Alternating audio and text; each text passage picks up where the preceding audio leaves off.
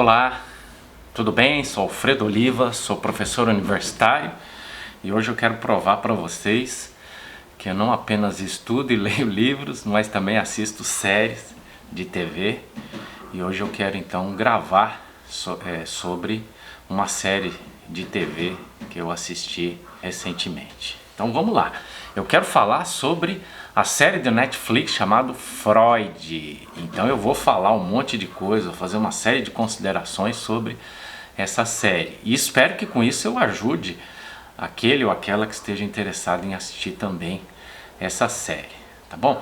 Então vamos lá, começando. Primeiro é uma série da Netflix que tem uma temporada em 8 episódios, né? São episódios longos que tem em torno de 1 hora. Começou a circular no ano de 2020. Os diálogos apresentados então são em alemão e em húngaro, né? Porque existe também alguns personagens ali de origem húngara. A série está ambientada em Viena, né? Capital da Áustria, no final do século XIX, né? Tem um trabalho muito legal de caracterização aí, né? Com as roupas, com a paisagem nesse período aí, final do século XIX. Eu diria assim que é uma adaptação da história de Freud para um drama, um suspense policial, tá bom? Então, deixa eu lembrar para você quem foi Freud, né? Porque parte do trabalho que eu vou querer fazer aqui, no intuito de ajudar quem assiste a série, é entender, vamos dizer assim, o que é fato, o que provavelmente é fato e o que é seguramente ficção. Então, saber um pouquinho sobre a história do Freud também ajuda, né? Então, ele foi um médico, neurologista, que é considerado o pai da psicanálise, né? A psicanálise é uma técnica, que às vezes é designada como cura pela fala, né? Tem como principal técnica o que se chama de associação livre, quer dizer, a pessoa vai falando aquilo que vem à mente, procurando fazer isso sem filtro, sem censura, sem pensar muito no que está falando, exatamente para a censura não funcionar. O Freud viveu entre 1856 e 1939, né? Então, de fato, ele começou a atuar, né, como médico no final do século XIX, que é o momento em que a série está ambientada. É bom lembrar também que o Freud era austríaco, né? Vienense, né? Ele era judeu, esse é um dado importante, depois a gente vai explicar porquê à medida que for falar da série. E ele precisou se refugiar na Inglaterra no fim da sua vida por causa do nazismo, né? O regime nazista perseguia minorias, dentre elas os judeus. Então vamos lá, vamos procurar aqui então mostrar o que é seguramente ficcional nessa série, o que provavelmente é factual, é real, né? Se assim vocês preferirem, e talvez algumas conclusões, tá bom? Então vamos lá, o que é ficção? Primeiro, Freud fez experimento com algumas substâncias químicas, mas ele, até onde eu sei, ele não parece ter sido dependente químico. A série retrata Freud como alguém que é dependente químico, né? A gente tem informação que ele fez algumas experiências com algumas substâncias químicas. Essas experiências, bom, ele era neurologista, então certamente ele gostaria ou tentava ver como é que elas atuavam no sistema nervoso central, mas dizer que ele se tornou um dependente que não conseguia fazer nada sem o uso de determinadas substâncias químicas não é verdade. Aparece também, em segundo lugar, uma personagem chamada Fleur Salomé, que é, ao que tudo indica, um personagem de ficção, a não ser que alguém descubra que ela tenha existido, eu imagino que não. Embora a gente tenha que lembrar que Freud conviveu com uma mulher chamada Lou Salomé, né? Uma pessoa muito importante da história da filosofia e de certo modo envolvida com a história da psicanálise, mas o perfil afetivo dessa personagem de ficção Fleur, né, que aparece na série, é muito diferente, o perfil afetivo e intelectual dessa personagem histórica que foi Lou Salomé, tá bom? Em terceiro lugar, Freud não participou de investigações policiais, né? Isso aí é o que se chama de licença poética, faz parte da criação dos autores da série, né? Claro, eles estão produzindo entretenimento e à medida que querem produzir entretenimento, precisam criar um drama, né? Precisam tornar as coisas atraentes, interessantes. Então isso faz parte, claro, da criação, da livre criação dos autores da série, né? Ele foi médico, foi neurologista, participou de investigações científicas, né? Era um pesquisador e não investigações policiais, né? Em quarto lugar, embora Freud tenha valorizado bastante a sexualidade na sua teoria, né, a sexualidade, o sexo, ele também está muito longe, ou esteve muito longe de ser alguém super sexualizado, né, alguém que super valorizava na sua vida pessoal o sexo, ou que fosse adepto de algum tipo, né, de perversão sexual. Muito pelo contrário, né? Há uma biógrafa do Freud que mostra que o Freud manteve uma atividade sexual no casamento durante o período fértil da sua esposa e que possivelmente depois da concepção, e Freud teve vários filhos, né, ele provavelmente adotou como estilo de vida a abstinência sexual, ou seja, a partir do momento em que ele se tornou um homem maduro até a velhice, né? Então, embora ele valorizasse bastante a questão sexual nas suas teorias, ele nunca foi adepto da perversão sexual, né? Não tinha esses fetiches que muitas vezes as pessoas imaginam que ele tivesse em função das teorias que ele produziu e desenvolveu. Algumas coisas que aparentemente são factuais, né? Vamos lá, vamos então tentar agora identificar isso para você.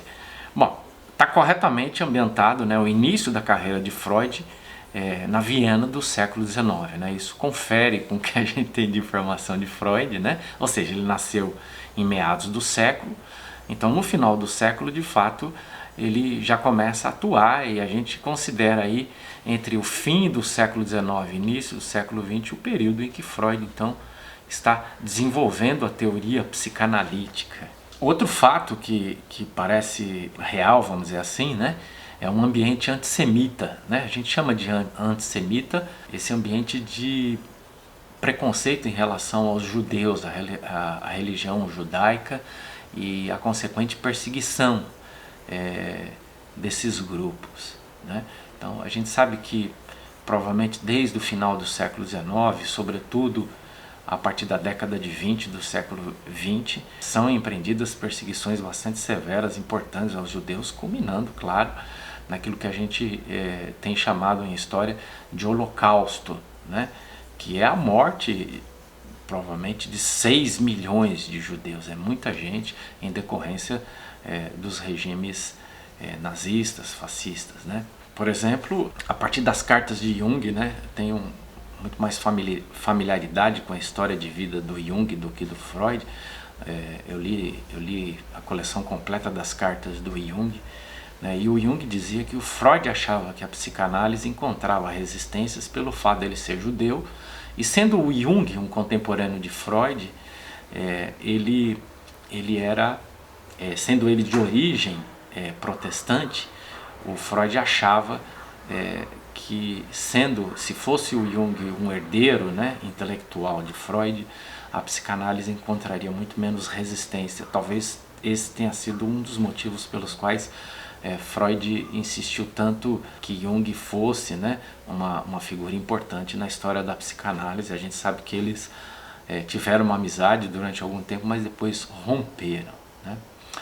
Um terceiro fato que parece histórico nessa série é o uso da hipnose no início da carreira do Freud como médico e também como psicanalista, né? Ou nessa transição de alguém que exercia a medicina e que criou um novo campo do saber chamado de psicanálise. Então, a hipnose tem um papel bastante importante. O Jung usava hipnose, o Freud usava hipnose, né?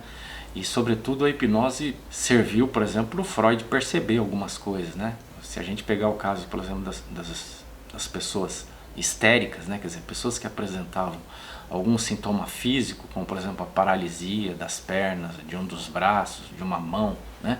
Ou seja, a paralisia de uma determinada parte do corpo, sem que isso tivesse alguma razão neurológica ou alguma razão biológica, física para que isso acontecesse. Quando ele colocava essas pessoas em estado hipnótico, essa paralisia desaparecia, né? O que levou Freud a levantar a hipótese de que existiam determinadas doenças que eram estritamente de origem psicológica, né? Ou psicogênica, né? Como muitas vezes é utilizado tanto pelo Freud como pelo Jung no período inicial da história da psicanálise, né?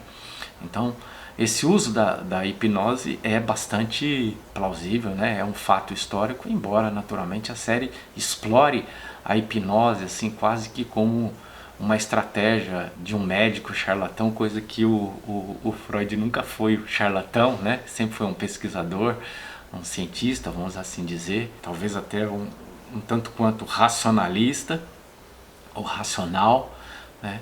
E que, claro, combateu bastante o obscurantismo, o misticismo. Esse papel de charlatão, muitas vezes, que assombra o Freud na série, está muito longe da realidade. Mas o uso da hipnose é, de fato, bastante conhecido, né? E bastante documentado. Um quarto fato, vamos dizer assim, histórico, é que parece um homem com uma barba gigante, né? E que é uma espécie de tutor de Freud, um apoiador do Freud. De fato existiu, né? Um homem, né? Um médico, uma figura importante que apoiou o Freud, que tinha esse nome, embora o modo como ele atua na série seja uma coisa que destoa bastante do modo como o Freud se relacionou com o Breuer, né? Mas ele foi considerado uma pessoa muito importante também para os primórdios da história da psicanálise, ou para essa transição de uma medicina estrito sensu para a psicanálise. Um quinto e último fato que a gente pode identificar como um fato histórico é a paixão e o casamento com Marta, né?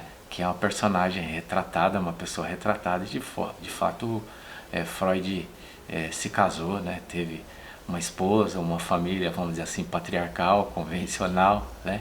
E isso corresponde àquilo que a gente tem de conhecimento. Então, para terminar, eu poderia dizer para você o seguinte: se você procura um bom entretenimento, essa é uma série perfeita para você, né?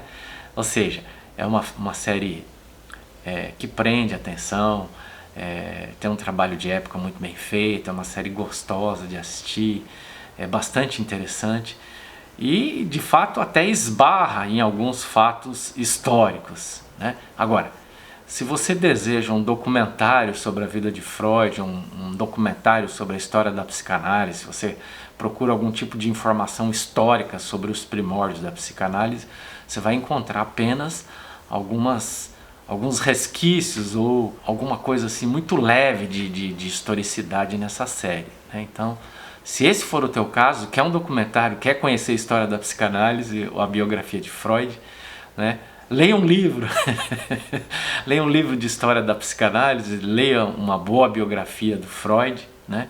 E esqueça essa série. Agora, se precisar de um bom entretenimento, com uma drama policial interessante, até com algumas coisas assim legais, né?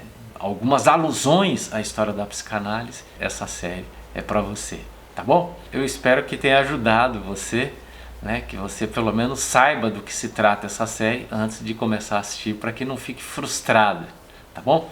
É isso aí, um abraço e até o nosso próximo vídeo.